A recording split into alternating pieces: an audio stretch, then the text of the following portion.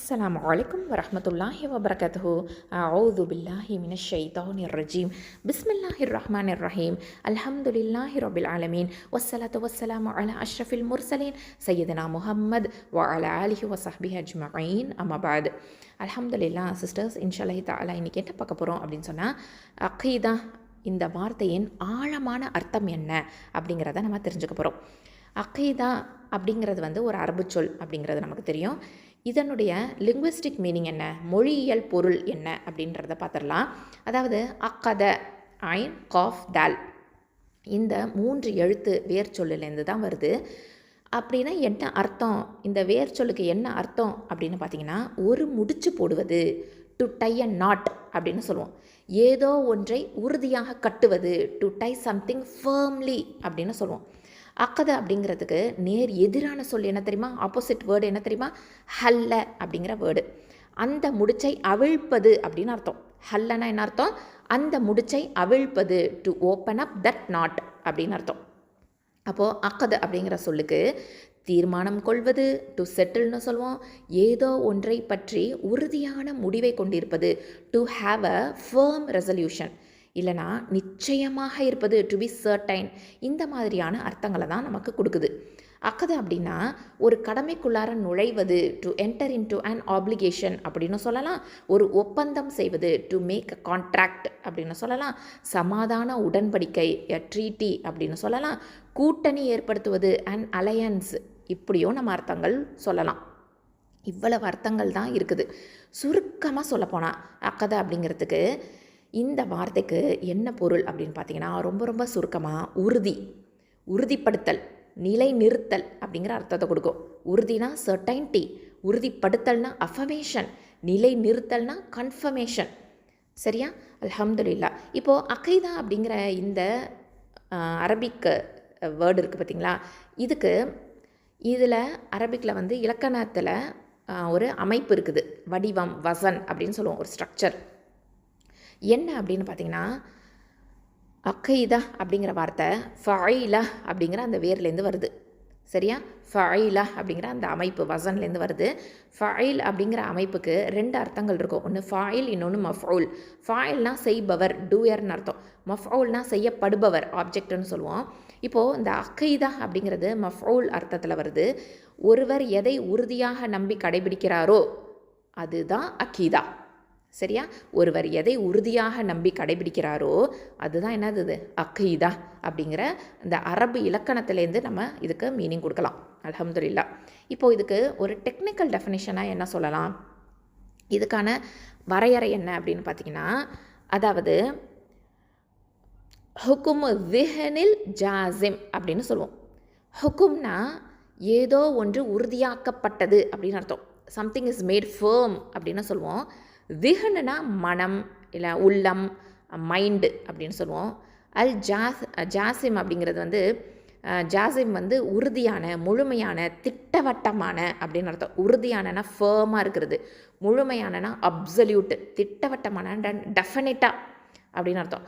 So இதுக்கு என்ன அர்த்தம் வருது அப்படின்னு பார்த்திங்கன்னா, ஒருவரது மனம் உறுதியாக ஒட்டி கொண்டிருக்கும், பிணைக்கப்பட்டிருக்கும் அப்படின்னு சொல்லலாம்.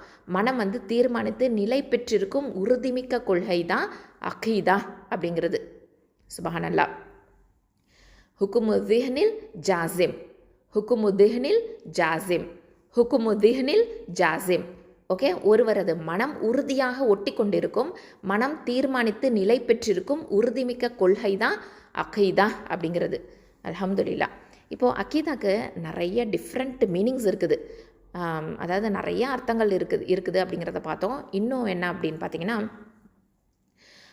அதாவது அக்கீதா அப்படிங்கிறது அறிவு சார்ந்த விஷயம், அதாவது மேட்டர் ஆஃப் நாலேஜ் அப்படின்னு சொல்லுவோம். அக்கீதாவை நம்ம கண்ணால் பார்க்க முடியுமா அப்படின்னு சொன்னால் பார்க்க முடியாது, இல்லையா? இஸ்லாம் இல்லாமல் வேறு எந்த மதத்திலாவது ஒரு நடைமுறை செயலாக இருக்குதா அப்படின்னா அதுவும் கிடையாது.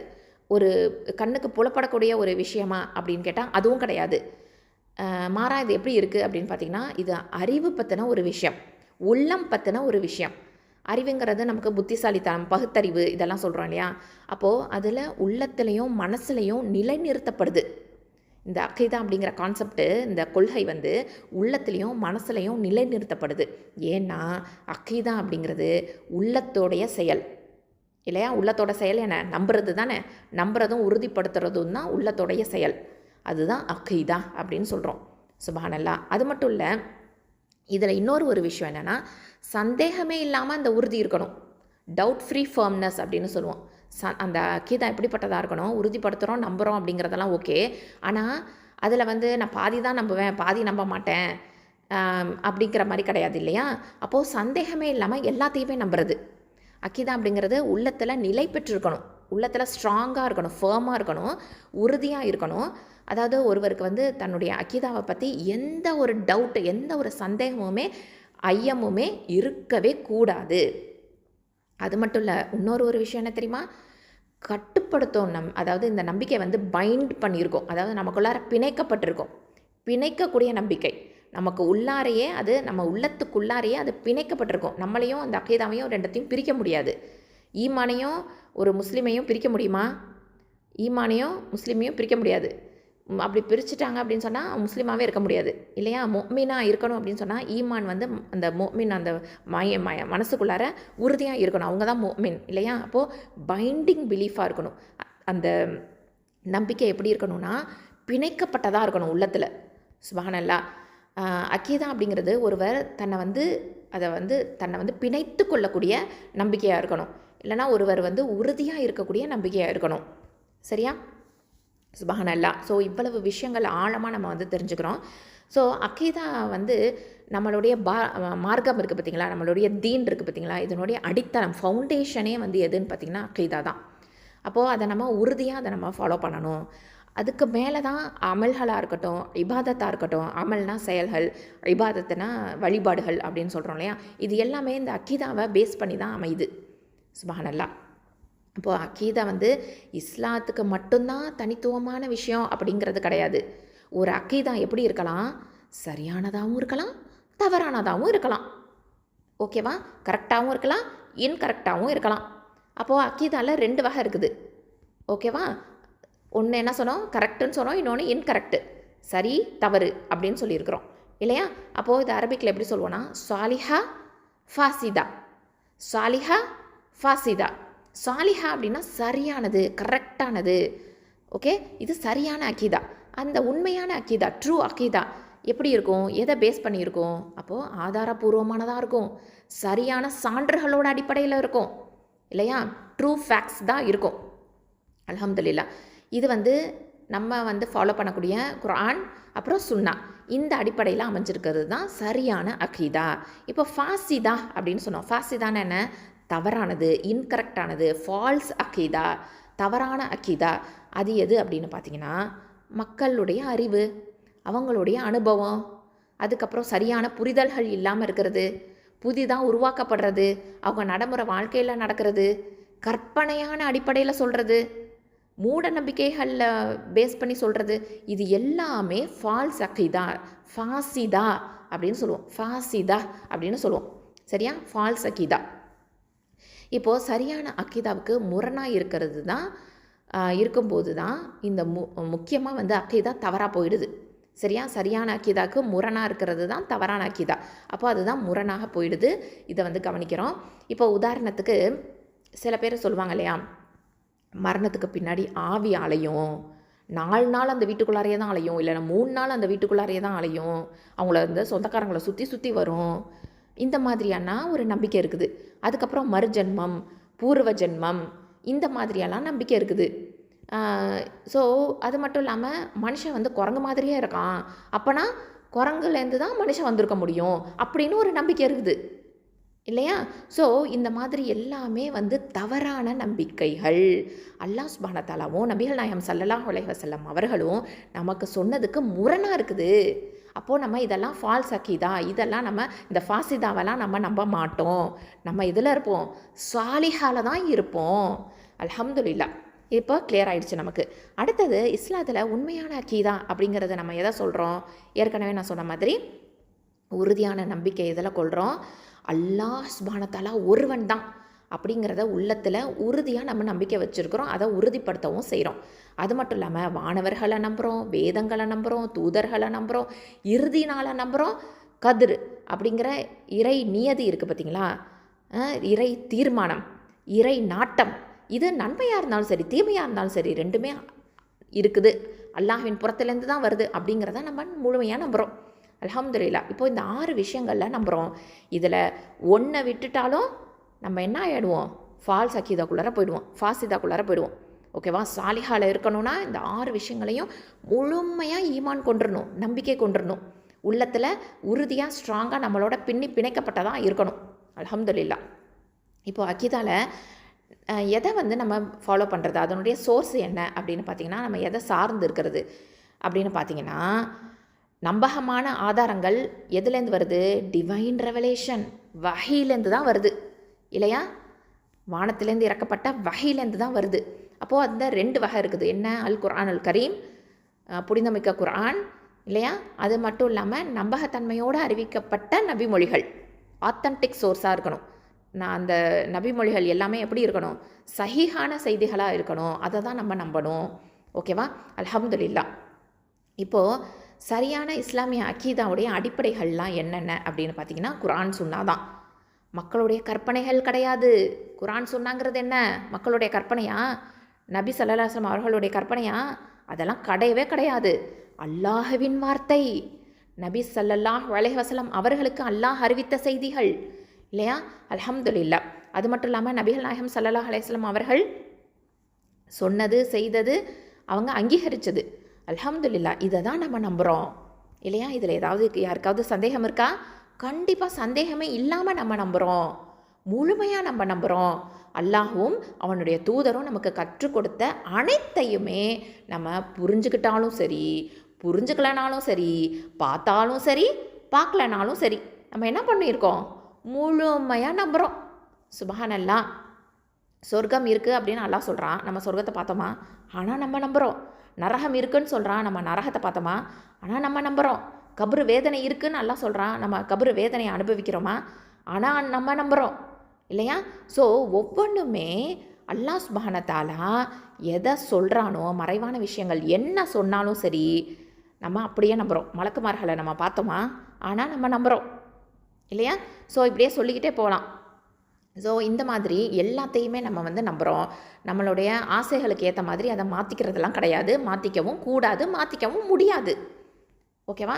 நம்மளுடைய நற்செயல்கள் அல்லாஹ் கிட்ட ஏற்றுக்கொள்ளப்படணுமா? அப்போது நம்ம உறுதியான அக்கீதால கண்டிப்பாக இருந்தே ஆகணும் இல்லையா.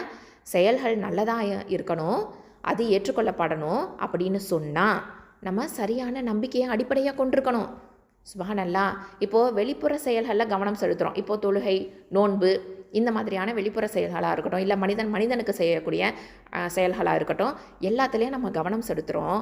ஆனால் உள்ளத்தில் இருக்கக்கூடிய நம்பிக்கையை நம்ம புறக்கணிச்சிட்டோன்னா என்ன நடக்கும், நம்மளுடைய நற்செயல்கள் எல்லாமே அழிஞ்சு போயிடுமே இல்லையா. அப்போ நம்ம கவனமாக இருக்கணும், நம்மளுடைய அக்கீதா கெட்டு போகாமல் இருக்கணும். இல்லைன்னா நம்ம என்ன செஞ்சாலும் சரி அதுக்கு பயனே இல்லாமல் போயிடும். ஓகேவா. அப்போது நம்மளுடைய அக்கீதா ரொம்ப ஸ்ட்ராங்காக இருக்கணும், சரியானதாக இருக்கணும். அப்படிங்கிறதுல ஒவ்வொரு நாளும் நம்ம கவனமாகவும் இருக்கணும். அல்ஹம்துலில்லாஹ். இப்போது நமக்கு எவ்வளோ அதாவது நபிமார்கள் எல்லாமே வந்திருக்காங்க இல்லையா அந்த உலகத்துக்கு. அல்லாஹ் சுப்ஹான தஆலா அல்லாஹ்வின் தூதர்களாக நிறைய பேரை அனுப்பிச்சி வச்சுருக்கிறான். எல்லாருமே எடுத்து வச்ச முதல் செய்தி என்ன அப்படின்னு பார்த்திங்கன்னா தௌஹீது தான், ஏகத்துவம் தான், அல்லாஹ்வை ஒருமைப்படுத்துதல் தான் இல்லையா. உதாரணத்துக்கு பார்த்திங்கன்னா நூஹ் அலைஹிஸ்ஸலாம் அவங்க அவங்களுடைய மக்களை சரியான அக்கீதாவுக்கு எத்தனை வருஷமாக அழைச்சிட்டே இருந்தாங்க, 950 ஆண்டுகள், 950 இயர்ஸ். சுப்ஹானல்லாஹ், 950 இயர்ஸ். இத்தனை வருஷமாக நூஹ் அலைஹிஸ்ஸலாம் தங்களுடைய மக்களை சரியான அக்கீதாக்கு, ஓகே, சாலிஹா அக்கீதாக்கு தான் அழைச்சிட்டு இருந்தாங்க. அதே மாதிரி முகமது நபி ஸல்லல்லாஹு அலைஹி வஸல்லம் அவர்கள் மக்கால 13 ஆண்டுகள் தொடர்ந்து அக்கீதாக்கு தான் அழைச்சிட்டு இருந்தாங்க, சரியான அக்கீதாக்கு தான் அழைச்சிட்டு இருந்தாங்க. அதுக்கப்புறமா மதீனால தான் 10 ஆண்டுகள் அவங்க எதில் அழைச்சாங்க, அஹ்காம கட்டமைச்சாங்க, அதாவது சட்டத்திட்டங்களை கட்டமைச்சாங்க இல்லையா. அல்ஹம்துலில்லாஹ். அப்போது மார்க்கத்துடைய கிளைகள் அப்படின்னு பார்த்தீங்கன்னா 2 விஷயம் இருக்குது. ஒன்று ஈமானியாத், இன்னொன்று அமலியாத்.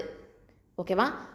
மார்க்கத்துடைய தீனுடைய கிளைகள் என்ன அப்படின்னு பார்த்திங்கன்னா ஈமானியாத் ஒன்று, அமலியாத் ஒன்று. அதாவது ஈமானியாத் அப்படிங்கிறது நம்பிக்கை, அமலியாத்துனா செயல்கள். அப்போது நபிகள் நாயகம் ஸல்லல்லாஹு அலைஹி வஸல்லம் அவர்களுடைய முதல் அழைப்பு எதுவாக இருந்துச்சு அப்படின்னு பார்த்திங்கன்னா லா இலாஹா இல்லல்லாஹ், இந்த ஈமானியத்து தான். சுப்ஹானல்லாஹ். ஃபஸ்ட்டு ஈமானியத்து, அதுக்கப்புறம் தான் அமல். ஈமான் இருந்தால் தானே அமல் செய்ய முடியும். சுப்ஹானல்லாஹ். அப்போ ஈமானோட அமல் செஞ்சால் தான் அந்த அமல் ஏற்றுக்கொள்ளப்படும். அதனால தான் ஈமானியாத்தை ஃபஸ்ட்டு, அதுக்கு தான் முக்கியத்துவம் கொடுத்தாங்க. ஓகேவா? 13 ஆண்டுகள் மக்கால இந்த ஈமான் சார்ந்த விஷயங்களை தான் போதிச்சுக்கிட்டே இருந்தாங்க. ஏன்னா அவ்வளவு ஸ்ட்ராங்காக நம்மளோட உள்ளத்தில் பிணைஞ்சதான் ஆயிடணும். நம்மளையும் அந்த ஈமானையும் பிரிக்க முடியாது. அவ்வளவு பிணைப்போடு ஆயிடணும். ரத்தமும் சதையும் மாதிரி ஆயிடணும். உடலில் ரத்தத்தையும் சதையும் தனித்தனியாக பிரித்து எடுக்க முடியுமா? முடியாது. அது மாதிரி நம்மளுடைய உள்ளத்தில் அக்கீதாங்கிறது பிணைஞ்சிடணும், உறுதியாகிடணும், ஸ்ட்ராங்காக இருக்கணும், ஃபேமாக இருக்கணும்.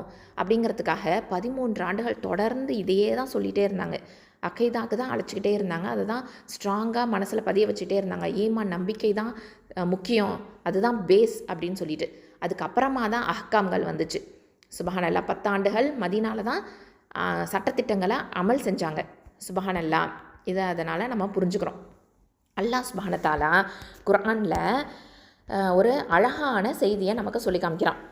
சூரா இப்ராஹிமில் எடுத்து பார்த்தீங்க அப்படின்னு சொன்னால் 24வது ஆயத்தில் பாருங்கள். அலம் தர கைஃப தரபல்லாஹு மஸலன் கலிமதன் தய்யிபா அப்படின்னு சொல்லுவான். அதாவது அலம் தர அப்படின்னா நீங்கள் பார்க்கலையா, கைஃப எவ்வாறு, தரபல்லாஹு அதாவது அல்லாஹ் விவரித்தான், மசலன் ஒரு உதாரணத்தை வச்சு விவரிக்கிறான், ஒரு எக்ஸாம்பிளை கொடுத்து விவரிக்கிறான். எப்படின்னா கலிமதன் தையிபத்தன் அப்படின்னு சொல்கிறான். கலிமத்தன் தையிபத்தன், தையிபானா நல்லது அப்படின்னு அர்த்தம். கலிமானா வார்த்தை, நல்ல வார்த்தை, நல்ல வாக்கியத்தை கொண்டு ஒரு உதாரணத்தை நமக்கு விவரிக்கிறான், சொல்கிறான். அதாவது நல்ல வார்த்தை அப்படிங்கிறது கலிமா தையிபா. கலிமா தையிபானா என்ன? லா இலாஹா இல்லல்லாஹ். ஓகேவா?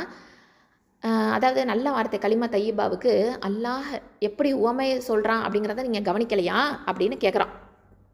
ஓகே, அடுத்தது பாருங்கள். க ஷஜரத்தின் தையிபத்தின் அப்படின்னு சொல்கிறான். அதாவது கங்கிற வேர்டு இருக்குது பார்த்தீங்களா, கனா போல, ஒப்பாக, லைக் அப்படின்னு சொல்லுவோம். ஷஜர அப்படிங்கிறது மரம். தையிபத்தின் நல்ல மரத்துக்கு ஒப்பானதான். நல்ல வார்த்தைங்கிறது நல்ல மரத்துக்கு ஒப்பானது அப்படின்னு சொல்கிறான். நல்ல மரத்தை போன்றது. சரியா? அஸ்லுஹா சாபித்து வ ஃபர்உஹா ஃபிஸ் ஸமா அப்படின்னு சொல்கிறான். சுப்ஹானல்லாஹ். அஸ்லுஹா சாபித்து, அது எப்படி இருக்கான்? அஸ்லுஹா சாபித்து அதனுடைய வேர், அஸ்லுஹா அதனுடைய வேர் எப்படி இருக்கான்? சாபித்து உறுதியாக இருக்குதான், உறுதியானதாக இருக்குது.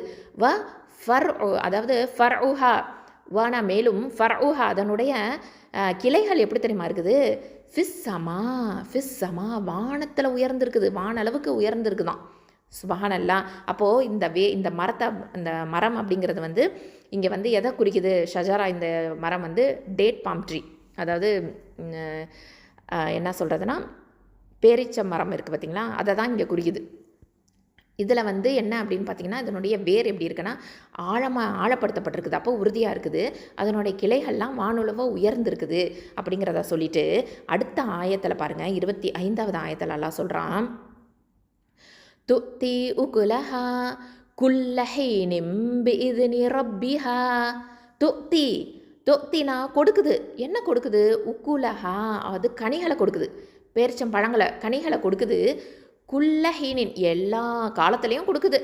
பிஇذن ரப்பிஹா அதாவது அல்லாஹுடைய அனுமதி கொண்டு. சரியா? வயضரிபுல்லாஹுல் அம்சால லின்னாஸி லஅல்லஹும் யதஸக்கரூன். அப்போது அல்லாஹ் சொல்கிறான் வயதரிபு, இன்னும் விவரிக்கிறான், அல்லாஹ் விவரிக்கிறான் அல் அம்சால உதாரணங்களை வச்சு, லின்னாஸ் யாருக்கு? மனிதர்களுக்கு விவரிக்கிறான். லஅல்லஹும் யதஸக்கரூன் அவர்கள் நல்லுபதேசம் பெறணுங்கிறதுக்காக தான். எந்நேரமும் அதாவது அம்மரம் தன் இறைவனின் ஆணைக்கேற்ப கட்டளைக்கேற்ப கனிகளை என்ன பண்ணுறான்? வழங்கி கொண்டிருக்கிறது. மக்கள் படிப்பினை பெற வேண்டும் என்பதற்காக அல்லாஹ் அவர்களுக்கு இப்படிப்பட்ட உதாரணங்களை, உவமைகளை சொல்கிறானாம். சுப்ஹானல்லாஹ் கூறுகின்றான். அடுத்தது 26வது ஆயத்தில் பாருங்கள். இப்போ நல்ல வார்த்தைக்கே உதாரணம் நல்ல மரம் நல்லா சொல்லிட்டான். அடுத்தது பார்த்திங்கன்னா 26வது ஆயத்து, வ மசலு கலிமத்தின் ஹபீசத்தின் வ மசலு, மேலும் என்னவா உவமையை உதாரணத்தை சொல்கிறான். கலிமத்தின் ஹபீசத்தின், அதாவது ஹபீஸ் அப்படிங்கிறது கெட்டது அப்படின்னு அர்த்தம். கலிமான வார்த்தை, அப்போ கெட்ட வார்த்தைக்கு உவமை. ஓகே, என்னவா ஷஜரத்தின், ஷஜரத்தின் ஹபீசத்தின். இப்போ கனா மேலும், அதாவது உதாரணம் லைக் அப்படின்னு சொல்லுவோம், போல அப்படின்னு அர்த்தம். ஓகே, போல ஷஜரத்தின், ஷஜரத்தின் அப்படிங்கிறது மரம், ஹபீசத்தின் கெட்ட மரத்தை போன்றது அப்படின்னு சொல்லிட்டான். ஓகேவா, கலிமத்தின் ஹபீசத்தின் ஷஜரத்தின் ஹபீசத்தின். சரியா, கலிமத்தின் ஹபீசத்தின் கெட்ட வார்த்தை அப்படிங்கிறது ஷஜரத்தின் ஹபீசத்தின் கெட்ட மரத்துக்கு ஒப்பானது, கெட்ட மரத்தை போடுறது. ஓகே, உஜுத்துஸ்ஸத் மின் ஃபௌகில் அர்தி மாலஹா மின் கரார் அப்படின்னா என்ன அர்த்தம்? அதாவது அந்த மரம் உஜுத்துஸ்ஸத் அப்படின்னா அறுபட்டது அப்படின்னு அர்த்தம். அறுபட்டது. மின் ஃபௌகில் அர்தி, அதாவது பூமியின் மேலே, மாலஹா மின் கரார், அதாவது என்னன்னா மரம் பூமியின் மேல் மட்டத்திலேருந்து பிடுங்கி எறியப்பட்டது. அதுக்கு எவ்வித நிலையான தன்மையும் கிடையாது. அதாவது அதுக்கு வேறே இல்லைன்னு அர்த்தம். வேறு இல்லாத மரம் எப்படி இருக்கும்? ஈஸியாக பிடுங்கிட்டு வந்துடும் இல்லையா? அந்த மாதிரி உதாரணத்தை அல்லாஹ் சுப்ஹானஹு வ தஆலா கெட்ட வார்த்தைக்கு சொல்கிறான். அப்போது அல்லாஹ் எப்படி உதாரணத்தை சொல்கிறான் அப்படின்னு நீங்கள் கவனிக்கலையா? ஒரு நல்ல சொல் ஒரு நல்ல மரத்தை மாதிரி அதனுடைய வேறு உறுதியாக பதிஞ்சிருக்கும். அதனுடைய கிளைகள் வானத்தை, அதாவது மிக உயரமாக எட்டும். சரியா, அது தன்னுடைய இறைவனுடைய அனுமதியால் எல்லா நேரங்களையுமே அது கனிகளை கொடுக்கும். மக்கள் சிந்திக்கணும் அப்படிங்கிறதுக்காக தான் அல்லாஹ் அவங்களுக்கு இந்த மாதிரியான உவமைகளெல்லாம் சொல்கிறான். மேலும் என்னன்னா ஒரு கெட்ட சொல்லு உதாரணம் என்ன? பூமியின் மேற்பரப்பில் இருந்து பிடுங்கப்பட்ட ஒரு கெட்ட மரத்தை மாதிரி, அதுக்கு எந்த ஒரு உறுதித்தன்மையுமே கிடையாது அப்படின்னு அல்லாஹ் சுப்ஹானஹு வ தஆலா இங்கே சொல்கிறான். இப்போ பேரிச்ச மரத்தை ஒரு நல்ல சொல்லுக்கு ஒப்பிட்டு அல்லாஹ் சுப்ஹானஹு வ தஆலா உவமையை இங்கே சொல்லி காமிக்கிறான். அதுக்கு உறுதியான நிலையான வேர்கள் இருக்கும், வலுவான மரமாக இருக்கும், நல்ல பழங்கள் கொடுக்கும் அப்படிங்கிறத நமக்கு சொல்கிறான். இந்த நல்ல சொல் அப்படிங்கிறது என்னது? லா இலாஹா இல்லல்லாஹ். இதுதான் நம்மளுடைய நம்பிக்கை இல்லையா? நம்மளுடைய ஈமான் உறுதியாக இருந்தால் நம்மளுடைய செயல்கள், அமலாக இருக்கட்டும், அஹ்லாக்கு நற்குணங்களாக இருக்கட்டும், நற்செயல்களாக இருக்கட்டும் வலுவாக இருக்கும். நம்மளுடைய செயல்கள் அதிக மதிப்பை பெறும், அது வானத்தை எட்டும். சுப்ஹானல்லாஹ். ஸோ அமல், அஹ்லாக்கு இதெல்லாமே அதனுடைய பிரான்ச்சஸ், கிளைகளாக இருக்குது. அப்போது அது வானத்தை எட்டக்கூடிய அளவுக்கு உயரும் அப்படின்னு சொன்னால் நம்மளுடைய அமல்களும் அஹ்லாக்கு இதுலேருந்து தானே நமக்கு நன்மைகள் வானத்துக்கு போக போகுது இல்லையா? சுப்ஹானல்லாஹ். ஸோ இதெல்லாமே நம்ம சிந்திச்சு பார்க்கணும். அப்போ ஈமான் அப்படிங்கிறது, நம்ம அக்கீதா அப்படிங்கிறது உறுதியாக இருந்தால் மட்டும்தான் அதனுடைய பிரான்ச்சஸாக இருக்கக்கூடிய வேறு ஸ்ட்ராங்காக இருக்கணும். வேறுங்கிறது என்னது? அக்கீதா. அப்போது அமல், அஹ்லாக்கு இந்த மாதிரி இதெல்லாம் சொல்கிறது என்னது? இதெல்லாம் பிரான்ச்சஸ், கிளைகளாக இருக்குது. சுப்ஹானல்லாஹ். அதையும் நம்ம புரிஞ்சுக்கிறோம். சஹாபாக்கள்லாம் நமக்கு சொல்கிறாங்க, குர்ஆனை கற்பதுக்கு முன்னாடியே நாங்கள் ஈமான் நம்பிக்கையை கற்றுக்கொண்டோம் அப்படின்னு சொல்கிறாங்க. சுப்ஹானல்லாஹ்.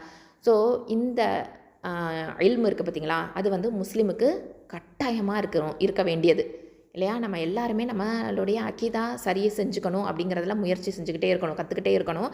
மற்றவங்களுக்கும் அதை நம்ம கற்றுக் கொடுக்கணும். நம்மளுடைய குழந்தைகளுக்கும் தொழுகை, நோன்பு இந்த மாதிரியான விஷயங்களில் அதிகமாக ஈடுபடுத்துகிறோம். ஆனால் இதே சமயத்தில் அக்கீதாவில் நம்ம குழந்தைகளை ஸ்ட்ராங்காக்கணும், அதுலேயும் நம்ம கவனம் செலுத்தணும். சரியான அக்கீதாவை நம்ம கற்றுக் கொடுக்கணும். சுப்ஹானல்லாஹ். அதுக்கு தான் நம்ம ப்ரையாரிட்டைஸ் பண்ணணும், முன்னுரிமை கொடுக்கணும், அக்கீதாக்கு முன்னுரிமை கொடுக்கணும் அப்படிங்கிறதையும் நம்ம தெரிஞ்சுக்கிறோம்.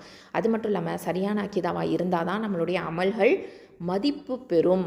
அதுக்கு நம்மளுடைய அமல்களுக்கு ஒரு வேல்யூ ஆட் ஆகணும் அப்படின்னு சொன்னால் நம்ம சரியான அக்கீதாவில் தான் இருக்க முடியும் இல்லையா? அப்போது நம்மளுடைய உள்ளத்துடைய செயல்களாக இருக்கக்கூடியது நம்மளுடைய நம்பிக்கை இல்லையா? ரிலையன்ஸ். நம்ம சார்ந்திருக்கிறோம். யாரை சார்ந்திருக்கிறோம்? அல்லாஹ்வை சார்ந்திருக்கிறோம். அதே மாதிரி அல்லாஹ்கிட்ட தான் அடைக்கலம், அல்லாஹ்கிட்ட தான் நம்ம பொறுப்பை சாட்டி விடுறோம். அவனை தான் நம்ம ட்ரஸ்ட் பண்ணுறோம் இல்லையா? அதே மாதிரி எதிர்பார்ப்பும் அவங்ககிட்ட தான் வச்சுருக்கிறோம், ஆதரவும் அவங்ககிட்ட தான் வைக்கிறோம். அதே மாதிரி பயம், அச்சம், இறை அச்சத்தையும் கொண்டிருக்கிறோம்.